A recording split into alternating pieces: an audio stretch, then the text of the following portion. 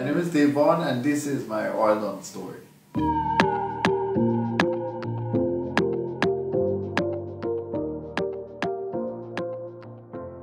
I was born in Brooklyn, but I grew up all my life since probably I was a few years or months old in Carriacou. So Carriacou is all I know. From preschool, primary school, secondary, TAMCC was all in Carriacou. I grew up with my grandaunt. I like to say that I grew up with old people because they were grown folks. But the reason why I say that is because the things that I've learned through my upbringing was pretty much the old school way. Like, I couldn't get away with doing any and anything, and there's certain things I just couldn't do in terms of respect, in terms of the way how I carry myself, and in terms of discipline, because trust me, they would discipline you just like any other Grenadian or Carriacou person would. My upbringing was installed with values of what I feel like I carry on today in terms of how I shape my life or how I live my life. I think growing up in school, one of the major things that played into my life was being a part of the drum corps. I spent most of my secondary school years in the band, making it to drum major, which was the person in charge of the band, as well as after leaving college, I was put responsible in charge of the drum corps. I think one of the biggest challenges for me was moving from Carriacou to America and being able to not lose myself trying to figure out how to live in America. Let me explain. It's sort of like where you think that when you're home, you think that America was such a bed of roses, and that you come here and you realize that it's not all that he was cracked up to be. And then you sort of feel like you're just being dropped in a place, in a world that you're not a part of, but you still have to figure out how are you going to be yourself. But not only be yourself, but be the person that was raised from Grenada or from Carriacou, right? Not losing all the teachings or all the mindset that your families has grown you up with when you move into America. Because sometimes a lot of people change that mindset when they get here and they get adapted to what's happening. I felt for me, I sort of was getting caught up. Not in anything wrong, but I felt like I was losing myself and I was having a hard time trying to find out, okay, what should I do next? What should I be doing? Why am I not here? Or like at one point in time, I never used to go to church for a good while. But when I was home, I was always in church. I remember one person told me, and it kind of got me, was like, don't let the location you are in change the person you are or change where you're from. So pretty much, honestly, the journey to where I am now is sort of like me never expecting to be here. I never thought that I would have gotten into video editing and video production. I moved from Carriacou to Buffalo to go to school at University of Buffalo, and I was there for like 1 semester, and then I had to leave pretty much because of personal reasons.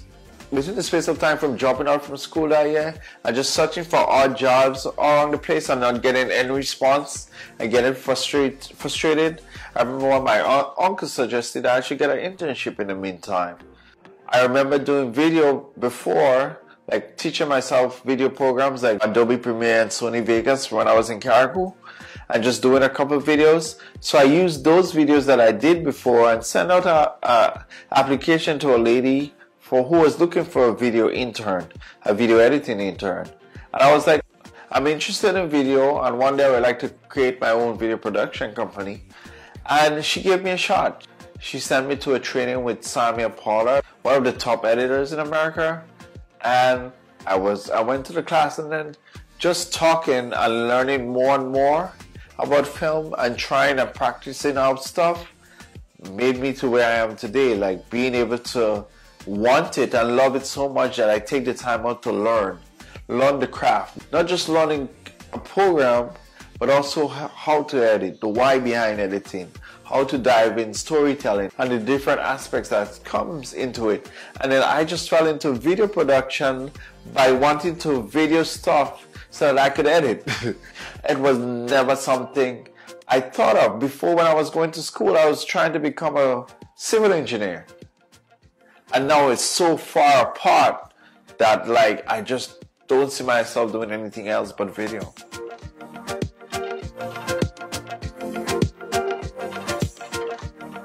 My favorite memory about Carriacou is just being there, of how it's so different than being in America. And it might be so simple, on a simple level you'd be like, oh, that's obvious. But when you think about it, it's sort of like the community that is there on that island and the people that you interact with on a daily basis, it's like the whole of Carriacou is one family. As well as the way that you are brought up, it's totally different than kids that live in America. Like I remember one time I was in school and there used to be a pond, like down the road from the school. I do not know how my parents knew I went to the pond. But trust me, I don't know who see me or who tell them. But it's from the time I left school to reach home. I remember back in the day, they don't have cell phone. It's probably house phone or something like that. So by the time I reach home and I get home, they know.